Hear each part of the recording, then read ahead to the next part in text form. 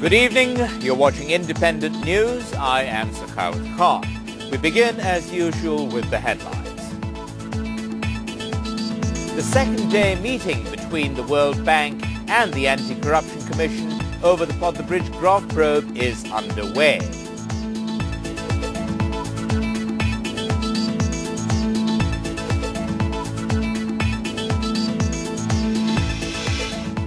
A former DGM of Sonali Bank's Rupashi Bangla branch, Azizur Rahman, has been placed on a 24-day remand in 3 cases filed over the Hallmark loan scam.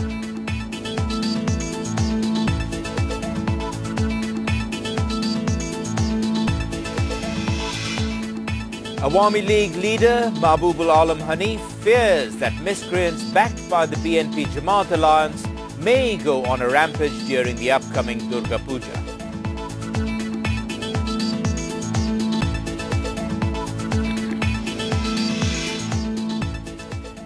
The World Bank's panel of experts is currently holding a meeting with the officers of the Anti-Corruption Commission for the second day at the Rupashi Bangla Hotel in the capital. ACC Chairman Ghulam Rahman told journalists that the meeting had been scheduled for this afternoon, but it was postponed to this evening. Regarding the ACC's first meeting with a panel of experts, the ACC chairman said that the Commission has given all relevant documents to the panel, but the ACC chief added that the World Bank has not given the ACC any information or documents so far. Ghulam Rahman added that the World Bank team will visit Bangladesh again in the near future. He also said that the probe proceedings will now be reviewed further.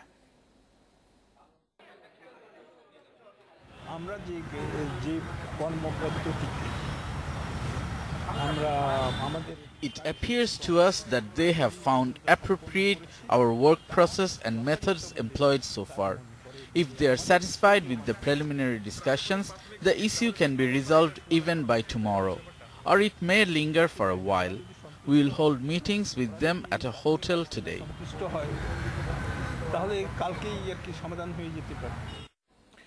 AKM Azizur Rahman, the former Deputy General Manager of Sonali Bank's Rupashi Bangla branch, has been placed on a 24-day remand in 3 cases filed over the Hallmark loan scam. A Dhaka court granted remand after police produced him before court this afternoon. Earlier in the day, the Anti-Corruption Commission interrogated Azizur Rahman over the Hallmark loan scam. The outcome of the questioning is yet to be known. The anti-corruption watchdog also questioned the managing director and 2 directors of Paragon Knit Composite. The company is accused of taking 2.26 billion taka loan illegally. However, Munir Zaman, the MD, said he was innocent.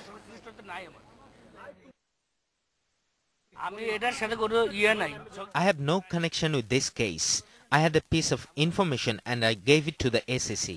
I am not involved in this Hallmark scam. I gave my depositions for the sake of the investigation. Meanwhile, Sonali Bank DGM Hafizur Rahman has said that the bank's headquarters directed its Rupashi Bangla branch to file a case over the Hallmark loan fraud. Hafizur Rahman said that the order was issued on the 11th of October. He added that a legal notice will soon be issued against the Hallmark Group over the loan scam. Sonali Bank has 1,200 branches. The branch from where funds have been misappropriated will file the case. We have sought some documents from them. We also directed them to file a case as soon as possible.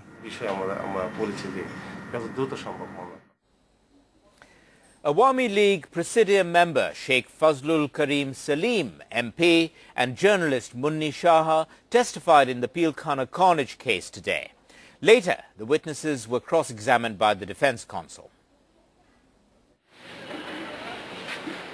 Awami League leader Sheikh Fazlul Karim Salim MP was the first to testify today at the special court set up for the trial in the Pilkhana carnage case.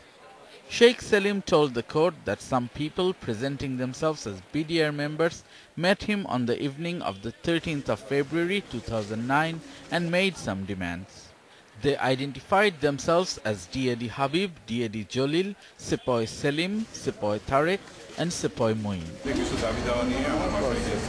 They came to my house to make some demands. I told them that these issues have nothing to do with me and that is the Home Minister who deals with such issues. I told them to meet the Home Minister.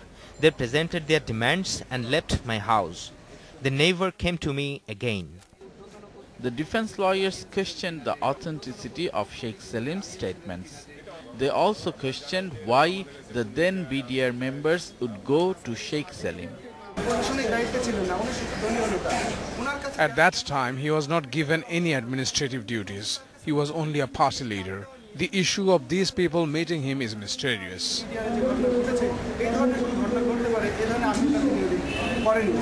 Later, journalist Munni Shaha testified at the court. She gave details of her experience while reporting on the BDR mutiny on the 25th and the 26th of February 2009. The main opposition BNP has, on several occasions, vowed to forge a strong anti-government movement, but so far the party has failed to do this. Many believe that organizational weakness and intra-party feuds are the main reasons for the failure. However, party leaders insist that they have not taken a tough stance in order to avoid violence. They claim that the BNP wants to move gradually to forge a strong movement.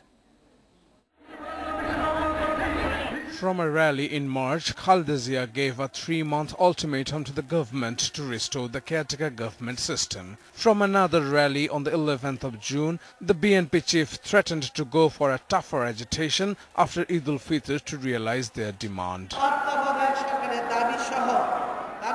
We will be compelled to announce strikes, blockades and other programs after Eid to realize the demand for a caretaker government system. But no tougher agitation was announced after Eid. Organizational weakness and intra-party feuds were blamed for this. But senior leaders of the main opposition party refute the allegations. We did not go for any violent programs. Some people see it as our weakness. But it is our ideology that we will not harm people or the country through our programs. Another BNP leader, Hannan Shah, said that the party has enough time in hand to forge a strong anti-government movement before the next general election.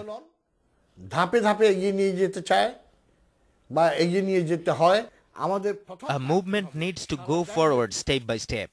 Our first job is to motivate the people to join our program, to ensure their rights and to realize their demands.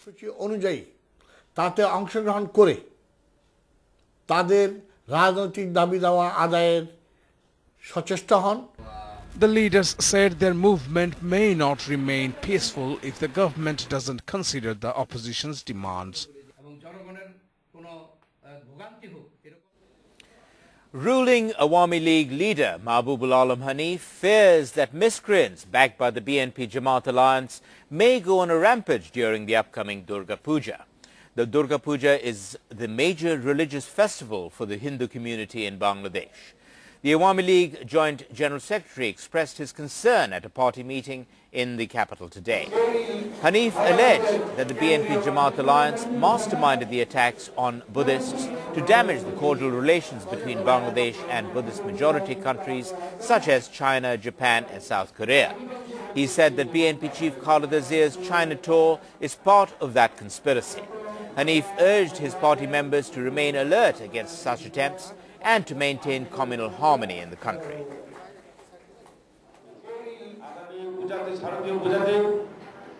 They may carry out attacks on the Hindu community during the upcoming Durga Puja. The BNP and Jamaat are trying to destroy the peaceful coexistence between people of all religions. And Khaleda Zia has gone to China with fake documents containing made-up stories of the incident to ruin our existing friendly relations with China. Meanwhile, Bangladesh Pujo Udjapon Porishod, an organization representing the Hindu community, has expressed concern over the recent attacks on the Buddhist community in Cox's Bazar and in Chittagong. The organization raised its concern at a media briefing at the Dhakeshwari National Temple today. Speakers at the briefing said that Hindus will celebrate Durga Puja at 28,000 temples in the country this year. The number of Puja temples increased by 200 in the capital alone. They demanded uninterrupted power supply during the Puja festival. The speakers also criticized the holding of the National University's honours examination during the festival.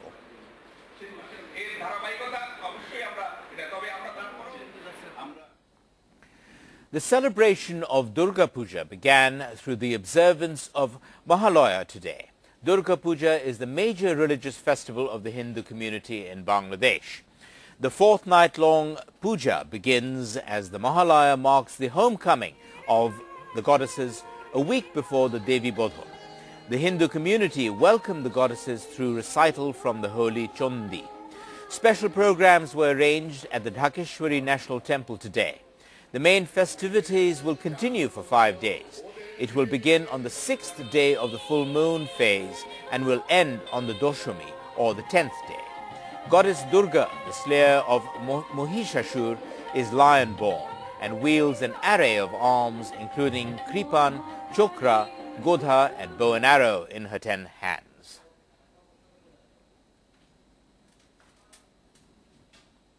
It's time for a short break now, but here's what's coming up after the break.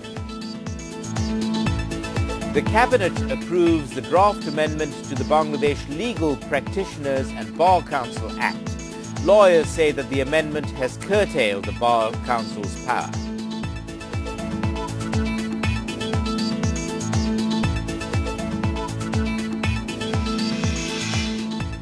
U.S. scholars Alvin Roth and Lloyd Shapley have been awarded the Nobel Prize in Economics for research on the theory of stable allocations and the practice of market design.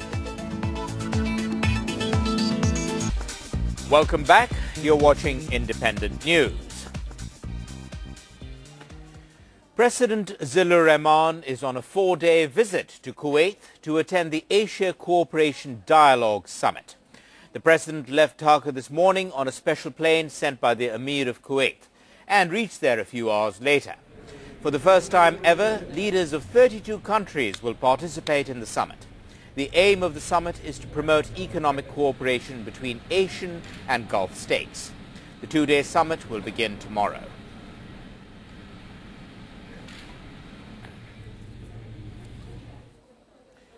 The Cabinet has approved the draft amendment to the Bangladesh Legal Practitioners and Bar Council Act. The new law will allow the Bangladesh Bar Council to choose only one member instead of 2 in the committee to enroll law practitioners. Lawyers allege that the amendment has curtailed the Bar Council's powers. According to the amendment, a 5-member new enrollment committee will be formed headed by an appellate division judge. The committee head will be nominated by the Chief Justice. Under the new law, district judges or additional judges can be appointed to the position of Secretary to the Bar Council. Members of a Buddhist organization have alleged that the Awami League and the BNP are playing a political blame game over the Ramu violence. The organization, named Shommilito Buddha Samaj, made the allegation at a press briefing in Chittagong today. Representatives of the organization held a briefing after visiting Ramu Upazila in Cox's Bazar, where a number of Buddhist temples and houses were vandalized on the night of the 29th of September. At the briefing, the representatives went on to say that the blame game between the ruling and the opposition parties might create scope for the real culprits to get away. The organization also demanded a quick probe into the violence and subsequent trial of the culprits. The organization leaders also announced that they would refrain from festivities during the upcoming religious festival to protest the attacks. The opposition has directly blamed the government for the attacks, while the Prime Minister has accused an opposition lawmaker. This is absolutely a political blame game. We don't want this. We demand exemplary punishment for the real culprits. BNP leader Rafiqul Islam Mir has demanded that the real culprits behind the Ramu incident be identified and brought to justice immediately. The standing committee member of the main opposition party was speaking at a human chain program in the capital this morning. At the program, he alleged that the government is responsible for the attacks on the Buddhist community in Ramu. He also accused the government of creating anarchy across the country.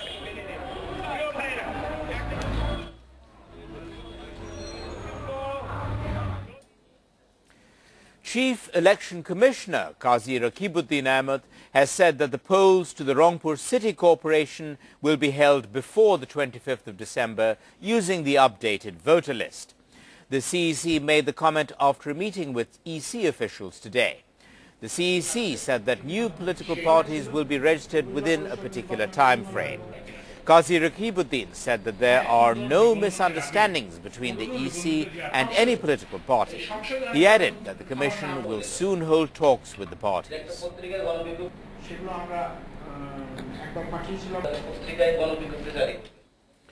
The Rapid Action Battalion, or RAB, have detained a dentist for threatening and socially demeaning late writer Humayun Ahmed's wife, Meher Afroz Shaun, on Facebook. The RAB say measures will be taken against 1,200 other Facebook users who were allegedly associated with the incident. We have more in the report.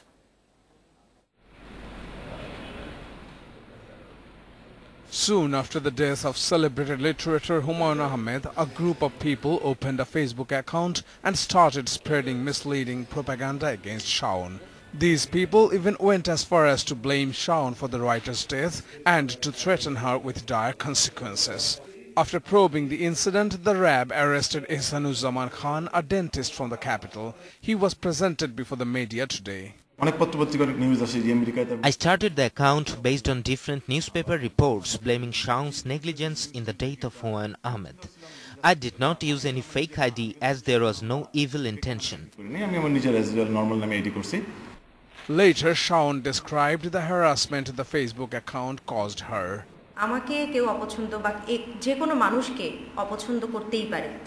Anyone can dislike or criticize me or anyone else. It's not unusual. But the language used on this page is really insulting and demeaning.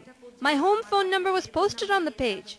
People were encouraged to call me and use abusive language. Even my home address was posted there. The RAB said that appropriate steps will be taken against others involved in the incident. Cases will be filed against all the 1,200 account holders associated with the page, and we will arrest everyone once we find them. The RAB said that 2 Bangladeshi females, one living in the USA and the other in the UK, are believed to be closely associated with the group. A brief look at the stock market now. The benchmark index of the Dhaka Stock Exchange rose today in contrast to the downtrends of the past 3 trading days. The DSE General Index gained 15 points to reach 4,467 at close of day's trading. Of the 270 issues traded, 172 advanced, 83 declined, while 15 remained unchanged. Shares and mutual fund units worth 5.3 billion taka changed hands.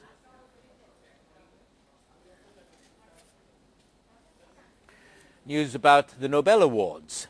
U.S. scholars Alvin Roth and Lloyd Shapley have won the Nobel Economics Prize for their research on the theory of stable allocations and the practice of market design. The theory of stable allocation helps explain the market process at work when doctors are assigned to hospitals, students to schools, and human organs for transplant to recipients. The pair worked independently of each other, but the success of their research is due to the combination of Shapley's theoretical results with Roth's insights into their practical value, the Nobel Committee said.